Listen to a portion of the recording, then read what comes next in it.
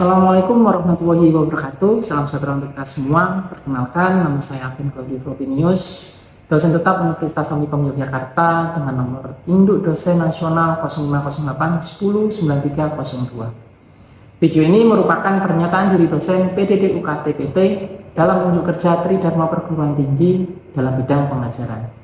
Video ini dibuat sebagai bahan penilaian untuk sertifikasi dosen tahun 2025 yang diselenggarakan oleh Kemendikti-Saintek, Kementerian Pendidikan Tinggi Sains dan Teknologi.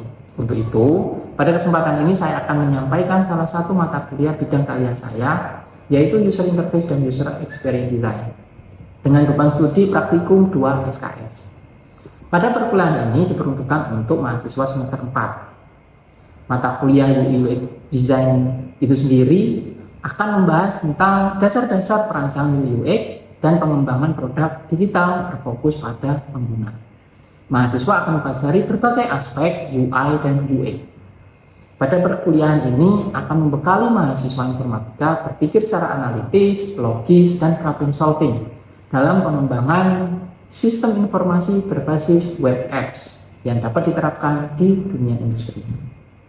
Proses pembelajaran dilakukan secara hybrid 16 kali pertemuan yang terdiri dari 14 kali pertemuan tatap muka dan 2 kali ujian secara online melalui aplikasi LMS Mahasiswa Amikom Kreatif.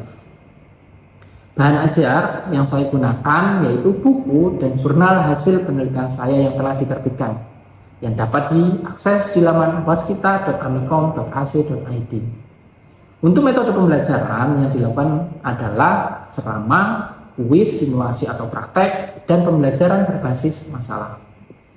Untuk capaian pembelajaran mata kuliah ini mampu menggambarkan rancangan user interface dan aplikasi interaktif, mampu membuktikan sifat inovatif terhadap pekerjaannya, mampu mengabstraksikan konsep teoritis bidang pengetahuan ilmu komputer informatika dalam mendesain aplikasi teknologi multiplatform yang relevan dengan kebutuhan industri dan masyarakat. Pada subjek PMK diharapkan mahasiswa mampu menjelaskan dasar dari teori, proses, dan teknik perancangan UI dan UX. 2. Mampu menerapkan prinsip-prinsip UI dan UX dalam perancangan produk digital, mampu menghasilkan produk digital dengan UI UX yang baik dengan teknik design thinking. Teknik dan penilaian pembelajaran yang saya gunakan adalah kuis dengan beban 5%, tanya jawab 5%, tugas praktikum 15%, pembelajaran berbasis masalah 15%, UTS 30%, dan UAS 30%, dengan total adalah 100%. Pada pertemuan ini saya akan membahas materi pada pertemuan ke-14, yaitu tentang design thinking tahap tes. Tujuan pembelajaran adalah mahasiswa mampu membuat pengujian aplikasi UX secara berkelompok.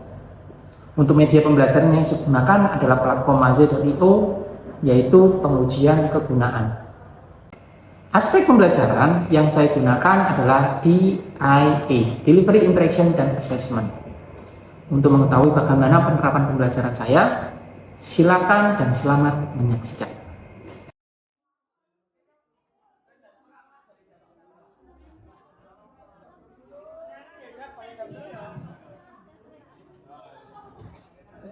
Baik teman-teman, kita mulai ya untuk praktikum hari ini.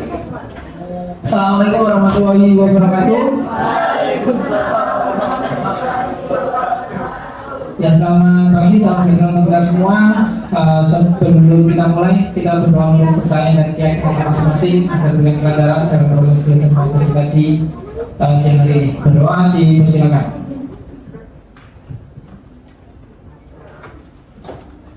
Oke, berdoa selesai. Gimana kabarnya? Puji, karena udah minggu-minggu terakhir ya. Tugas sudah mulai menumpuk, ya, udah kurang tidurnya, ya dirasakan aja, kayak gitu, dinikmati, kayak gitu.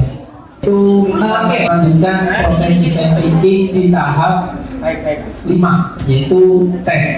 Oke ya, tes kayak gitu.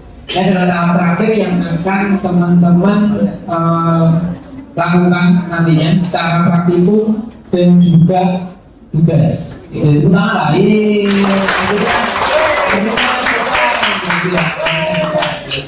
Nah, jadi teman-teman sedikit memberikan penjelasan ya. Jadi untuk UAS, ya, untuk UAS itu dari tahap pertama sampai tahap terakhir tes ini akan didokumentasikan. Jadi terus selanjutnya kita sedikit mereview dari pertemuan minggu lalu, ya, di mana tahap prototype. Oke ya, tahap prototype. Di mana tahap prototype teman-teman sudah ada tugasnya, di mana melengkapi fitur-fitur yang teman-teman buat. Biar kakak tuh, ayo berdiri. Berdiri. Kanan dan kanan kalian sendiri, kanan. Yang cewek cowok, yang depannya cewek atau ya, yang ininya cowok, yang depannya cewek, nggak usah pegang. Terus silakan teman-teman pegang pundak teman depan, yang cowok nggak usah pegang. Yang sekarang pijat. Nah, pijat. Ayo pijat, nanti. Mungkin saya akan menjelaskan sedikit teori tentang testing tahap terakhir desain thinking, gitu. Oke.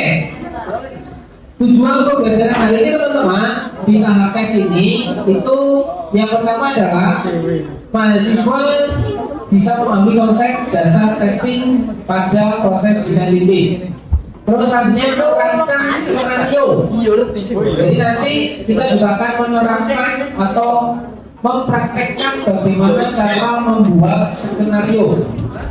Terus ketika dalam melaksanakan proses usability testing, ya, dimana nanti kita coba simulasikan tadi seperti yang saya sampaikan sebelum ke lapangan, teman-teman simulasikan dulu ke teman-teman asisten. Jadi nanti teman-teman asisten akan menilai apakah hal-hal apa saja untuk tahap testing itu sudah baik atau belum, kayak gitu. Terus yang terakhir adalah menganalisis hasil dari usability testing. Oke. Kita diskusi dulu. Mungkin yang teman-teman yang membelakangi saya bisa putar badannya dulu. Nah, di sini karena kita mau diskusi dulu. Apa yang kalian gambarkan terkait dengan tes? Tes itu apa sih? Ngapain sih tes itu? Apa Pak? Uji coba. Yang lain? Menguji. Uji coba, menguji. Selain uji coba, menguji. Tes itu apa sih? Simulasi. Ada yang lain? Oke, menguji ya, kita sepakati. Tes itu menguji. Tujuan dari menguji itu apa? Apa? Mengetahui kemampuan. Yang lain? Apa? Tujuan dari testing ini apa? Jika kalian udah punya produk nih, kalian tes. Ngapain di tes? Mengevaluasi. Tuh. Mengevaluasi apa Mas? Mengevaluasi apa Mas yang mau dievaluasi? Yang kita buat. Oke. Nah, berarti ketika tes kan pasti ada responden, ya kan? Nah, menurut kalian siapa sih responden itu dan bagaimana cara kalian menentukan responden?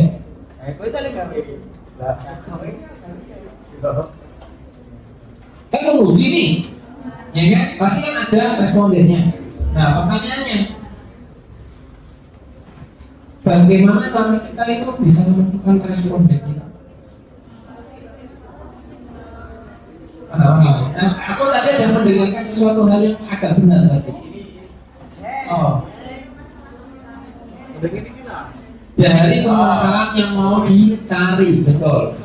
Ya, jadi nggak mungkin. Jadi juga. Jadi siapa respondennya? Ya orang-orang yang punya masalah, kayak gitu.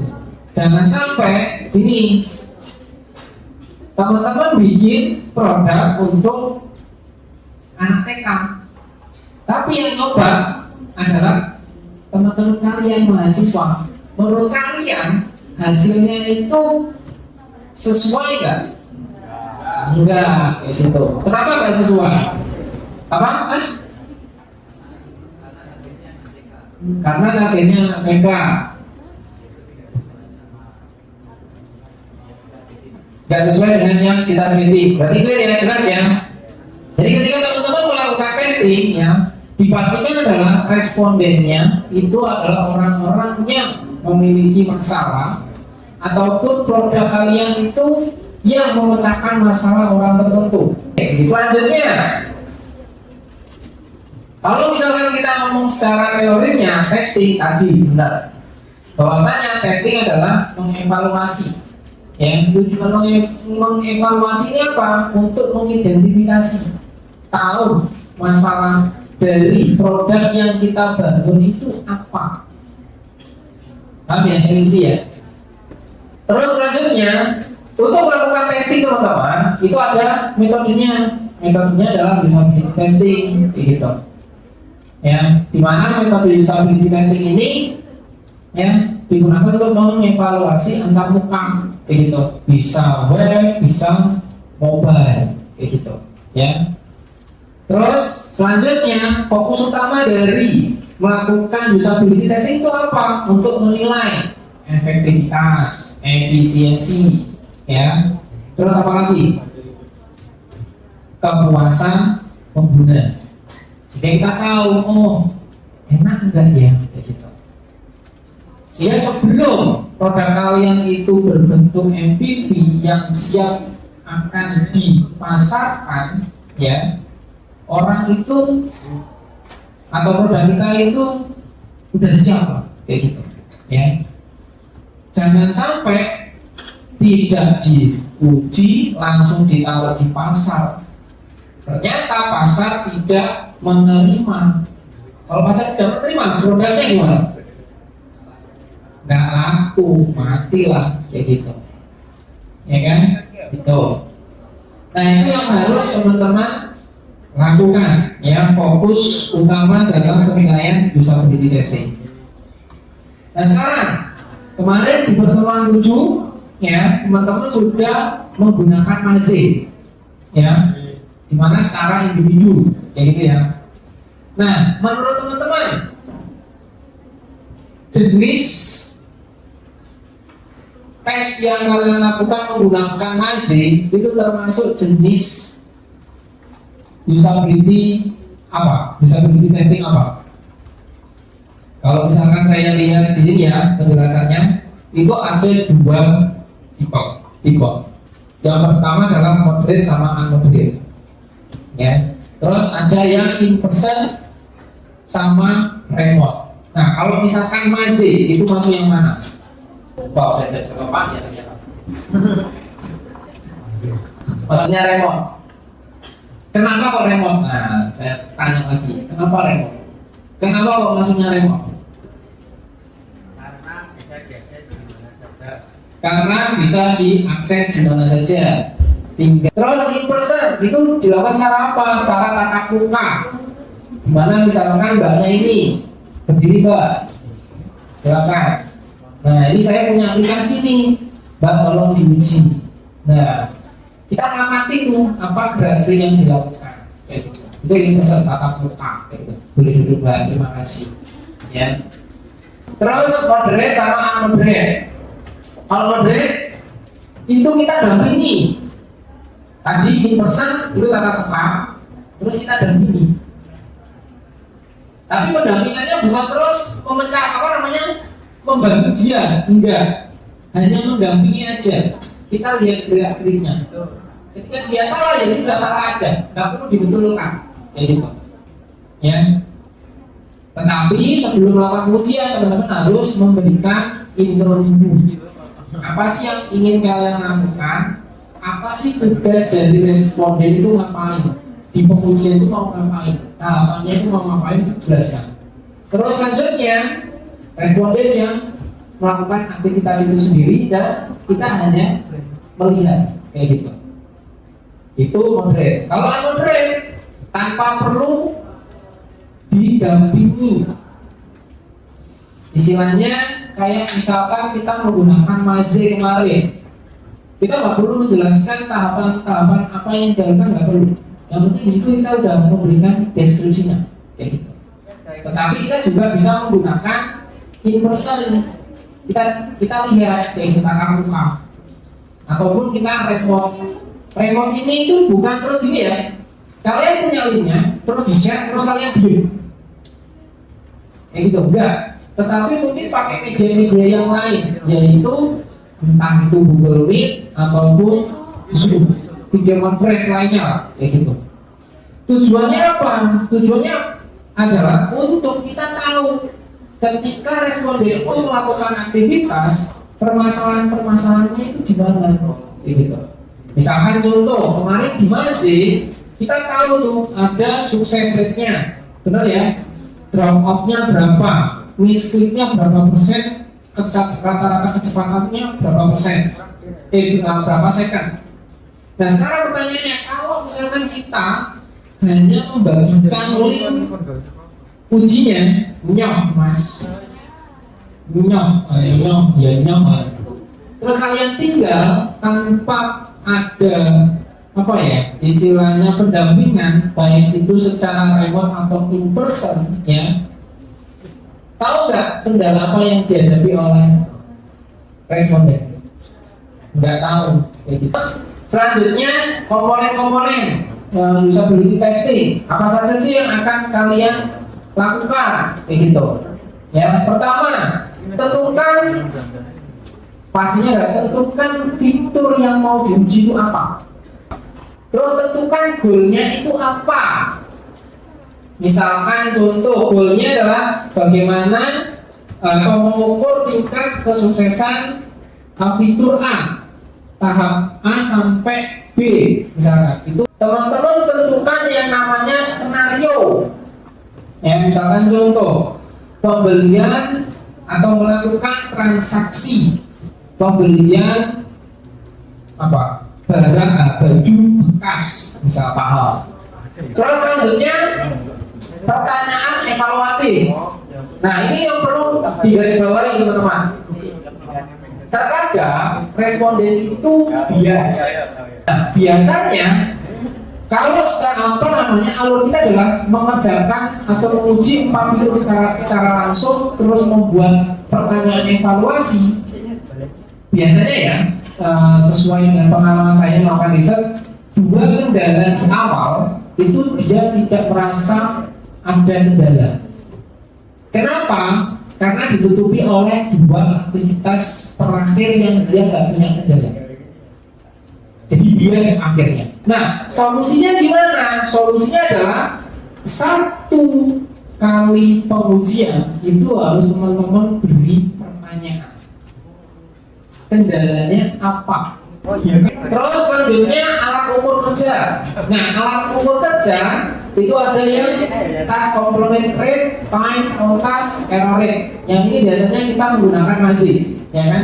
MASI kan ada task completion rate, time on task sama error rate, ya, atau miskin tadi, gitu, ya. Ada alat kerja ukur yang lain, yaitu SUS, System Usability Scale, with heuristic evaluation sama WebWal 4.0, kayak gitu. Ini beberapa yang sudah pernah saya buat papernya, kayak gitu.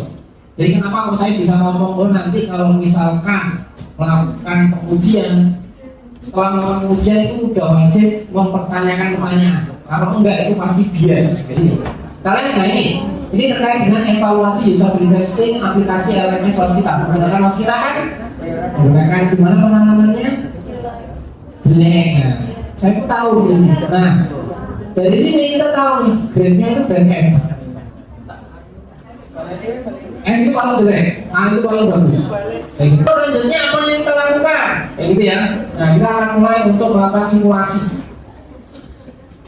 Siapkan prototipe kalian, 1 fitur aja, kayak gitu ya. Terus selanjutnya integrasikan dari Figma ke Maze-nya. Buat testingnya menggunakan Maze. Clear? Paham ya sini ya? Terus selanjutnya adalah teman-teman buat skenario-nya di bagian deskripsi. Di bagian deskripsi teman-teman silakan dikasih tugas dari responden itu apa, kayak gitu. Ya, jelas ya. Terus selanjutnya nanti teman-teman cari 1 atau sampai 2 responden cross kelompok, bukan kelompoknya sendiri yang menguji, kelompoknya sendiri yang jadi responden. Tapi nanti bisa menggunakan asisten aja. Jadi kalau udah siap silakan ajukan tangan ke asisten, nanti biar asisten yang menguji, kayak gitu. Oke ya. Terus 30 menit. 30 menit untuk menentukan satu fitur, terus diintegrasikan dengan masing, terus dievaluasi 1 sampai 2 responden, terus dipresentasikan. Jadi pukul 12.00 sudah siap untuk dipresentasikan. Oke, silakan dikerjakan.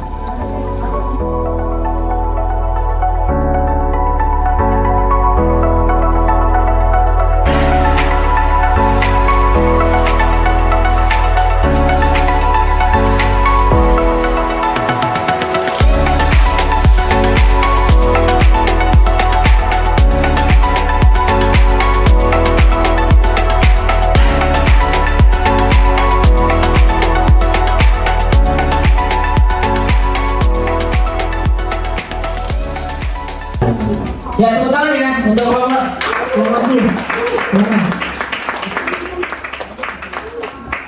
Ini bisa digunakan, kamu gunakan tukar dengan hadiah, money atau kuota.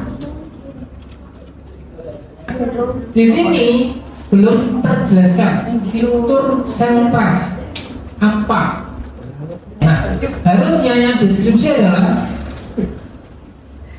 step by stepnya. Warahmatullahi wabarakatuh.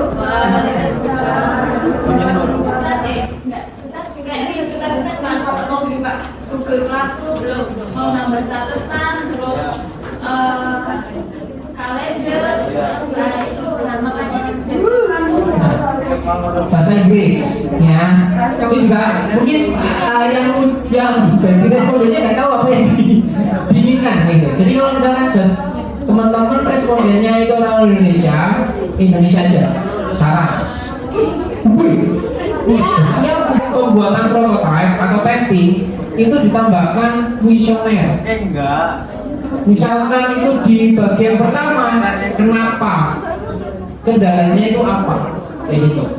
Sehingga nanti bisa jadi bahan perbaikan, kayak gitu. Oke ya, jadi ya. Untuk teman-teman yang lain gimana? Bisa dipahami? Bisa dipahami? Oke, kalau bisa berarti kita lanjut ke penugasan. Penugasannya teman-teman hanya melaporkan saja dari apa yang sudah kalian lakukan. Jadi nanti ini kan sifatnya simulasi, ya. Jadi silakan nanti teman-teman buat pengujian baru, ya. Buat pengujian baru dari permasalahan-permasalahan kelompok yang tadi sudah maju. Silakan teman-teman perbaiki sesuai dengan kelompoknya masing-masing dan fitur yang mau diuji. Clear ya?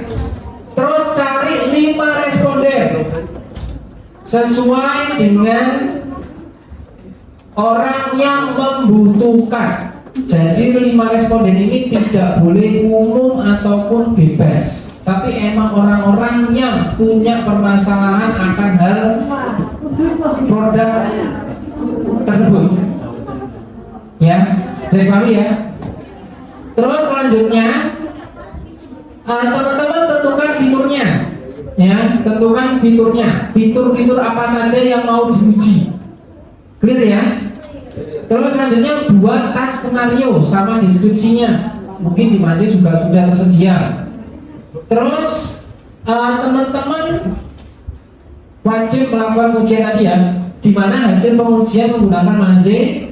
Terus setiap pengujian hasil yang muncul teman-teman analisis dan teman-teman bahas. Oke, paham ya sampai sini ya? Terus semua didokumentasikan, screenshotnya semua didokumentasikan. Baik, ada pertanyaan? Tidak ada? Berarti kalau misalkan tidak ada, untuk pertemuan hari ini saya cukupkan. Terima kasih, saya tutup. Dan sebelum ditutup kita berdoa dulu, karena tadi di awal berdoa, di akhir juga berdoa. Sebelum kita tutup, berdoa dimulai. Berdoa selesai. Sekian. Assalamualaikum warahmatullahi wabarakatuh. Sekian, terima kasih atas waktu yang diberikan. Semoga video ini bisa menjadi bahan penilaian untuk sertifikasi dosen tahun 2025. Terima kasih. Assalamualaikum warahmatullahi wabarakatuh.